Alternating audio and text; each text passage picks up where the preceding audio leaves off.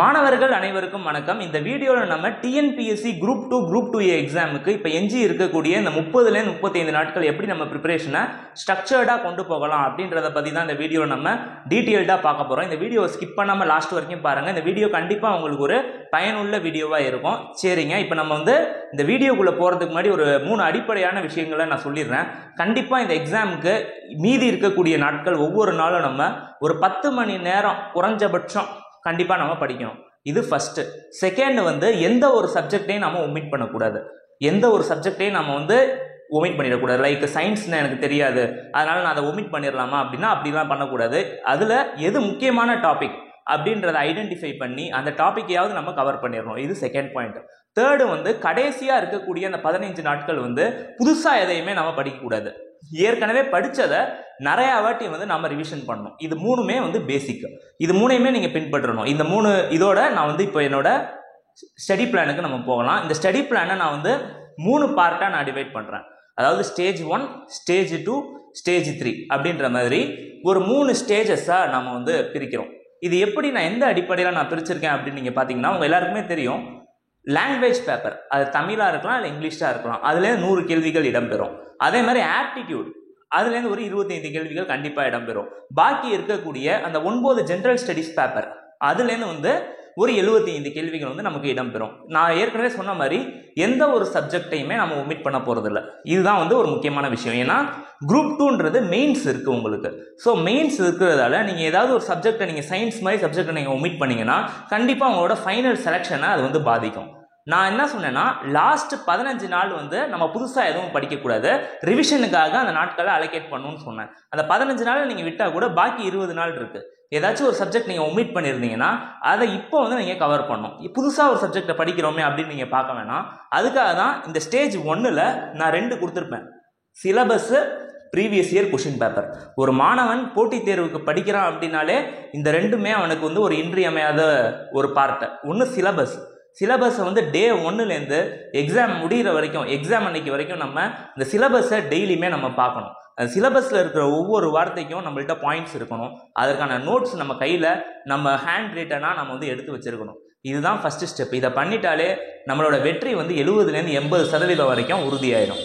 நம்ம ஏற்கனவே ஒரு சப்ஜெக்ட்டுக்கும் நிறையா ஹேண்ட் ரிட்டன் நோட்ஸ் நம்ம எடுத்து வச்சிருப்போம். ஃபார் எக்ஸாம்பிள் தமிழ் அப்படின்னா அதில் 3 பார்ட் இருக்கு. பகுதி ஆ இலக்கியம், பகுதி இ தமிழ் அறிஞர்களும் தமிழ் தொண்டும். இது மாதிரி 3 பார்ட் இருக்கு. இது மூணுக்குமே தனித்தனியா நம்ம நோட் போட்டு ஒரு நோட்ஸ் நம்ம எடுத்து வச்சிருப்போம்னு வைங்க. இதே மாதிரி ஆப்டிடியூடுக்கு என்னென்ன ஷார்ட்கட்ஸ் இருக்கு, என்னென்ன ஃபார்முலா இருக்கு, அதெல்லாம் பேஸ் பண்ணி நாம நிறைய நோட்ஸ் நம்ம எடுத்து வச்சிருப்போம். அதே மாதிரி ஜெனரல் ஸ்டடீஸ்ல இருக்கக்கூடிய ஒவ்வொரு சப்ஜெக்ட்டுக்கும் ஒரு நோட் போட்டு நம்ம நோட்ஸ் எடுத்து வச்சிருப்போம். இல்லாட்டி நம்ம சமச்சீர் கல்வி புத்தகத்திலேயே டாப்ல, பாட்டம்ல இல்ல பேஜ் ஃப்ரண்ட்லாம் நம்ம நோட்ஸ் எடுத்து வச்சிருப்போம்.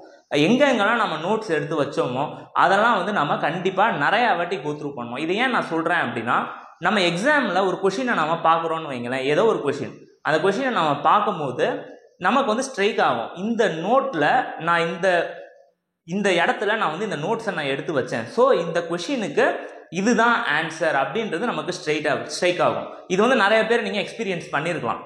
ஏன் இது நமக்கு நடக்குது அப்படின்னா, நம்ம கையெழுத்து ஒரு சில ஸ்ட்ரோக்ஸை பின்பற்றி இருக்கும். ஒரு சிலருக்கு கையெழுத்து அழகா இருக்கும்னு சொல்லுவோம், சிலருக்கு கையெழுத்து நல்லா இருக்காதுன்னு சொல்லுவோம். வாட் எவர் இட் மேபி, எதுவாக வேணாலும் இருக்கலாம்.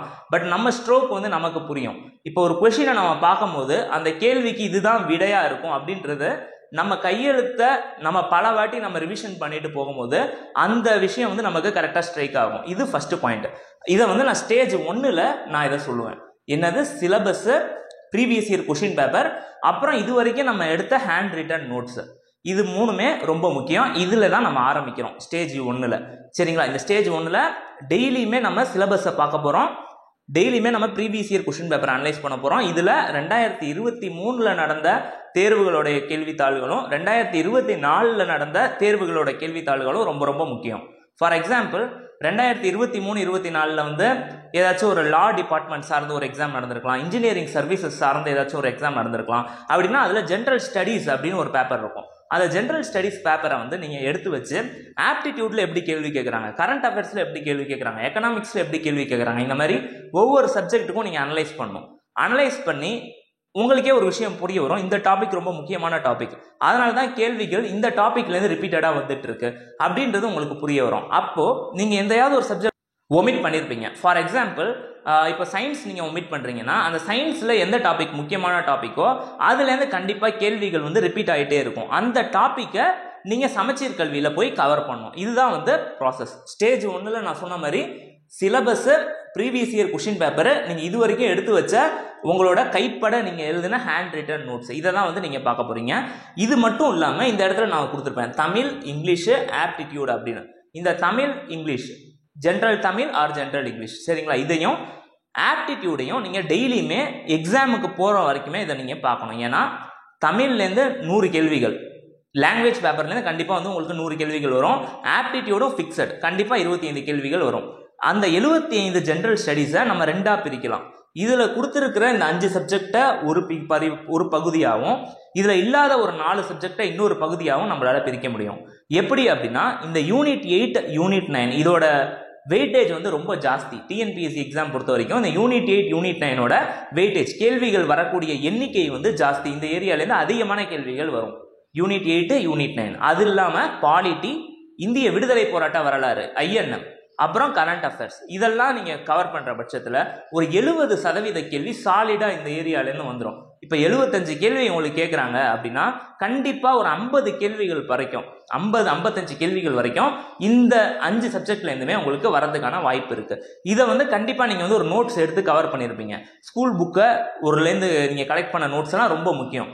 6லேருந்து 12வது வரைக்கும் என்னென்ன சிலபஸ் டாபிக் எங்கெங்கெல்லாம் கவர் ஆகுதோ அதெல்லாத்தையும் நீங்கள் கவர் பண்ணி ஒரு நோட்ஸாக நீங்கள் எடுத்து வச்சுருந்தீங்கன்னா அதை நீங்கள் ஒரு வாட்டி கண்டிப்பாக கோ த்ரூ பண்ணணும். இந்த 5 சப்ஜெக்டும் பாக்கி இருக்கக்கூடிய 4 சப்ஜெக்டை நீங்கள் ஒமிட் பண்ணிடக்கூடாது, கண்டிப்பாக ஒமிட் பண்ணிடக்கூடாது. அதை நீங்கள் படிக்காத பட்சத்தில் நான் ஏற்கனவே சொன்ன மாதிரி previous year question paper analyse பண்ணுங்கள். அனலைஸ் பண்ணும்போது ஒரு சில டாபிக் முக்கியமான டாப்பிக்காக இருக்கும். ஃபார் எக்ஸாம்பிள் இப்போ வந்து ஜியாகிரஃபி அப்படின்னு நீங்கள் எடுத்துக்கிட்டிங்கன்னா ரிவர் சார்ந்த கேள்விகள் வந்து ரிப்பீட் ஆகிருக்கு, சாயில் சார்ந்த கேள்விகள் ரிப்பீட் ஆகிருக்கு. ஜுவாலஜின்னு எடுத்திங்கன்னா டிசீசஸ், கம்யூனிகபிள் டிசீசஸ், இந்த மாதிரி பிளட்டு, இந்த மாதிரி நிறைய டாபிக்லேருந்து ரிப்பீட் ஆகும் கொஷின். அது எந்த டாபிக்ன்றதை ஐடென்டிஃபை பண்ணணும். நான் இந்த வீடியோவில் சும்மா ஒரு எக்ஸாம்பிளுக்கு இந்த 2 டாபிக் சொன்னேன். ஒரு 10 டாபிக் பக்கம் உங்களுக்கு கேள்விகள் வந்து அடிக்கடி வர மாதிரி இருக்கலாம். அதையும் நான் வீடியோ செப்பரேட்டாக நான் மேக் பண்ணி இந்த சேனலில் அப்லோட் பண்ணுறேன். அது எந்தெந்த டாபிக்னு நீங்கள் ஐடென்டிஃபை பண்ணணும் ஃபஸ்ட்டு. அதை சமச்சீர் கல்வியில் போய் நீங்கள் ரெஃபர் பண்ணி அதை நீங்கள் கவர் பண்ணணும். இப்போது இந்த ஸ்டேஜ் 1ல் தமிழ், இங்கிலீஷ், ஆப்டிடியூட் இதை நான் சொன்னேன். இது வந்து ஸ்டேஜ் 2க்கும் கண்டினியூ ஆகணும், ஸ்டேஜ் 3க்குமே இது கண்டினியூ ஆகணும். அதாவது உங்கள் எக்ஸாமுக்கு முந்தின நாள், நீங்கள் எக்ஸாம் போகிறதுக்கு முன்னாடி வரைக்கும் இதை வந்து நீங்கள் கண்டிப்பாக பண்ணியிருக்கணும். இப்போ ஸ்டேஜ் 2ல் நான் என்ன கொடுக்குறேன்னா தமிழையும் இங்கிலீஷையும் குறைஞ்சபட்சம் ஒரு 7 வாட்டி, தமிழ் கேண்டிடேட் தமிழையும், இங்கிலீஷ் எடுத்தவங்க ஜென்ரல் இங்கிலீஷ் பேப்பரையும் நீங்கள் வந்து ஒரு 7 வாட்டி குறைஞ்சபட்சம் நீங்கள் ரிவிஷன் பண்ணணும். இது ஏன் 7 வாட்டின்னு நான் சொல்கிறேன்னா இதுதான் ஒரு முக்கியமான ஒரு ஸ்டேஜே. இந்த எக்ஸாம் வந்து நீங்கள் கிளியர் பண்ணுவீங்களா கிளியர் பண்ண மாட்டீங்களா அப்படின்றத தீர்மானிக்க போகிறது இந்த லாங்குவேஜும் ஆப்டிடியூடும் தான். இந்த லாங்குவேஜில் கண்டிப்பாக 100க்கு 95 கேள்விகளுக்கு மேலே உங்களால் எளிமையாக எடுக்க முடியும். First syllabus previous year question paper 6லேருந்து 12வது வரைக்கும் இருக்கக்கூடிய தமிழ்நாடு சமச்சீர் கல்வி புத்தகம், இதை வந்து சரியாக நீங்கள் அனலைஸ் பண்ணி நிறையா வாட்டி இதை நீங்கள் படிக்கும் போது கண்டிப்பாக உங்களால் 95 கேள்விகளை ஈஸியாக தாண்டிட முடியும். இதை வந்து நீங்கள் 7 வாட்டி நான் படிக்கிறேன்னா அப்படின்றத நீங்கள் என்ஷூர் பண்ணிக்கிங்க. எக்ஸாமுக்கு போகிறதுக்கு முன்னாடி 7 வாட்டி வந்து நான் எடுத்து வச்ச நோட்ஸையோ இல்லை என் சமச்சீர் கல்வி புத்தகத்தையோ நான் வந்து ஒரு 7 வாட்டி படிச்சிருக்கணும். அப்படி நான் படிச்சிட்டேன் அப்படின்னாலே 95க்கு மேலே நான் எடுக்க போகிறேன்றத நீங்கள் வந்து உங்கள் மனசில் நீங்கள் உறுதியாக வச்சுக்கலாம். இப்போ செகண்டாக நான் சொல்கிறது ஆப்டிடியூடை நிறையா வாட்டி ப்ராக்டிஸ் பண்ண சொல்கிறேன். அது ஏன்னா இப்போ சமீபத்தில் நடந்த குரூப் 4 எக்ஸாமும் சரி, குரூப் 1 எக்ஸாமும் சரி, உங்களுக்கு ஆப்டிடியூடு வந்து கொஞ்சம் கடினமாக இருந்ததா நீங்கள் ஃபீல் பண்ணுறீங்க. அதனால் வந்து இந்த ஆப்டிடியூடை வந்து டெய்லியுமே ஒரு குறிப்பிட்ட அளவு நேரம் வந்து நீங்கள் சால்வ் பண்ணணும். இது எப்படி சார் சால்வ் பண்ணுறது குறிப்பிட்ட அளவு நேரம் அப்படின்னு நீங்கள் கேட்டிங்கன்னா, ஃபஸ்ட்டு ஸ்கூல் புக்கு 6வதுலேருந்து 10வது வரைக்கும் இருக்கக்கூடிய சமச்சீர் பாட புத்தகத்தை நீங்கள் எடுத்து அதில் எந்தெந்த சிலபஸ் டாபிக்லாம் உங்களுக்கு கவர் ஆகுதோ அதை மட்டும் நீங்கள் நல்லா கோ த்ரூ பண்ணணும். அது மட்டும் போதுமா அப்படின்னு கேட்டிங்கன்னா இல்லை, போதாது. நம்பர் சிஸ்டம் விட்டு போயிருக்கும், உங்கள் சிலபஸில் இருக்காது. ஆவரேஜ் இருக்காது, ஏஜ் இருக்காது, டைம், ஸ்பீடு, டிஸ்டன்ஸ் இருக்காது. இதெல்லாமே நீங்கள் கவர் பண்ணிட்டு போகிறது ரொம்ப நல்லது. ஏன்னா 1-2 கேள்வியும் இந்த டாபிக்ஸ்லேருந்து வரதுக்கான வாய்ப்பு இருக்குது. பெரும்பாலும் 23-24 கேள்வி வந்து சிலபஸ்லேருந்து தான் வரும். பட் அந்த 1-2 கேள்வியும் நீங்கள் மிஸ் பண்ணிடக்கூடாதுன்றதுக்காக இதை நான் சொல்கிறேன். ஏன்னா தமிழ், ஆப்டிடியூட், இது சேர்த்து 125 கேள்வி. இதில் எவ்வளோக்கு எவ்வளோ ஜாஸ்தி நம்ம எடுக்கிறோமோ அவ்வளோக்கு எவ்வளோ வந்து நமக்கு நல்லது. இப்போ இதில் இந்த ஸ்டேஜ் 1ல் நம்ம பார்த்த மாதிரி syllabus previous year question paper analysis நடக்குது. அப்புறம் நம்ம இது வரைக்கும் எடுத்த ஹேண்ட் ரைட்டட் நோட்ஸை நம்ம கோத்ரூ பண்ணுறோம். கவர் பண்ணாத சப்ஜெக்டை இந்த ஸ்டேஜ் 2ல் நம்ம கவர் பண்ண போகிறோம். இங்கே நான் வந்து சயின்ஸு, எக்கனாமி, ஜாகிரஃபி யூனிட் 4ன்னு கொடுத்துருக்கேன். யூனிட் 4னா ஒன்றும் இல்லை, ஹிஸ்ட்ரியில் ஏன்ஷியன்ட்டு மெடிவல் இந்தியான்னு 2 இருக்கும். அதுதான் அதோட கொஞ்சம் கல்ச்சர் பார்ட்டு. அந்த 3ஐயுமே நீங்கள் கவர் பண்ணிட்டீங்கன்னா இந்த யூனிட் 4ல் அது வந்துடும். உங்கள் சிலபஸில் அதுதான் இருக்கும். Unit 4 history. அது இந்த 4ம் நம்ம கவர் பண்ணாத சப்ஜெக்ட். இந்த 4 சப்ஜெக்டையும் நம்ம இந்த ஸ்டேஜ் 2ல் கவர் பண்ண போகிறோம். அது மட்டும் இல்லை, இதோட சேர்த்து 7 வாட்டி வந்து என் தமிழ், இங்கிலீஷ் அந்த லாங்குவேஜை நான் படிக்க போகிறேன். அதோட ஆப்டிடியூடை நல்லா நான் சால்வ் பண்ணி பார்க்க போகிறேன். இதுதான் ஸ்டேஜ் 2. இந்த ஸ்டேஜ் 1 ஸ்டேஜ் 2வை நீங்கள் 25 நாட்கள், நம்ம கையில் 35 நாள் இருக்குன்னு வச்சுக்கோங்க. இந்த 25 நாளுக்குள்ளே இதை நீங்கள் பண்ணிட்டீங்க அப்படின்னாலே ஷோர் ஷார்ட்டாக நீங்கள் கிளியர் பண்ணிடுவீங்க. குரூப் 2ஓட கட் ஆஃப் எவ்வளோ இருக்கும் அப்படின்னு நீங்கள் பார்த்தீங்கன்னா ஒரு 155லேருந்து 160 வரைக்கும் போகலாம். கட் ஆஃப் பற்றி இப்போ நீங்கள் ஒரி பண்ணிக்க தேவையில்லை. ஏன்னா கட் ஆஃபை எது டிட்டர்மைன் பண்ணோம்னா எவ்வளோ கேண்டிடேட் எழுதுறாங்க எக்ஸாமை, எந்த அளவுக்கு கொஷின் பேப்பரோட டிஃபிகல்ட்டி இருக்குது, கொஷின் பேப்பர் ஈஸியாக இருக்கா, இல்லை மீடியமாக இருக்கா, இல்லை ரொம்ப கஷ்டமாக இருக்கா, இந்த மாதிரி நிறையா ஃபேக்டர்ஸ் தான் உங்கள் கட் ஆஃபை வந்து அதை டிசைட் பண்ணும். இப்போவே நம்ம கட் ஆஃப் பற்றி ஒரி பண்ணியிருக்கிறதுல எந்த ஒரு அர்த்தமும் இல்லை. இப்போ வரைக்கும் நான் என்ன சொல்லுவேன்னா 165 உங்கள் டார்கெட்டாக நீங்கள் வைங்க.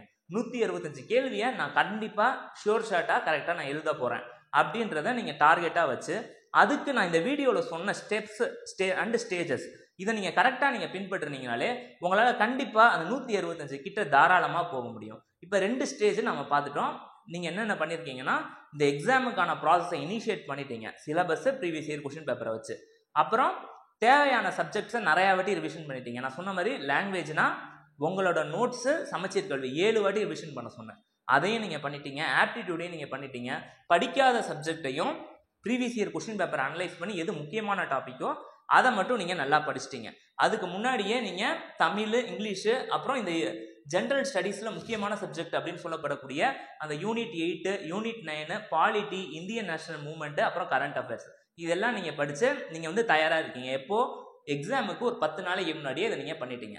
அந்த 10 நாள் பாக்கி இருக்கக்கூடிய நாட்களில் நான் என்ன பண்ணணும் அப்படின்னா அதுதான் ஸ்டேஜ் 3 ரொம்ப முக்கியம். நீங்கள் இது வரைக்கும் படித்ததை இந்த கடைசி ஒரு 10-15 நாளில் புதுசாக எதுவும் படிக்கக்கூடாது.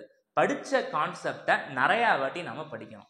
நிறையா வாட்டி நம்ம படிக்க நம்மளோட மெமரியில் அது நல்லா போய் ஸ்டோர் ஆகும். நம்ம ஃபைனலாக எக்ஸாம் எழுதும் போது நமக்கு வந்து ஹேண்டியாக நம்ம பிரெயின்லேருந்து ஒரு கொஷினை பார்த்த உடனே அந்த கொஷின்கள் அப்படின்னு நீங்கள் எடுத்துக்கிட்டிங்கன்னா நிறையா வகை இருக்குது.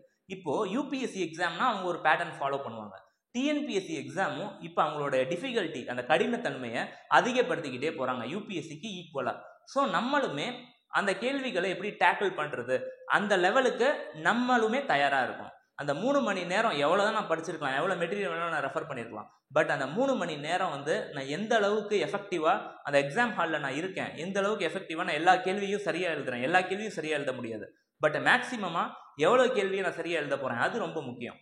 அதுக்காக இந்த ஸ்டேஜ் 3ல் நான் என்ன கொடுத்துருக்கேன்னா மார்க் டெஸ்ட்டை நான் கொடுத்துருக்கேன். கண்டிப்பாக ஒரு 3 மார்க் டெஸ்ட்டாவது நீங்கள் எழுதிருக்கணும்.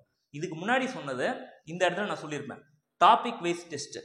ஒரு டாப்பிக்கையும் நான் தனித்தனியாக டெஸ்ட் எழுதி பார்க்க போகிறேன்.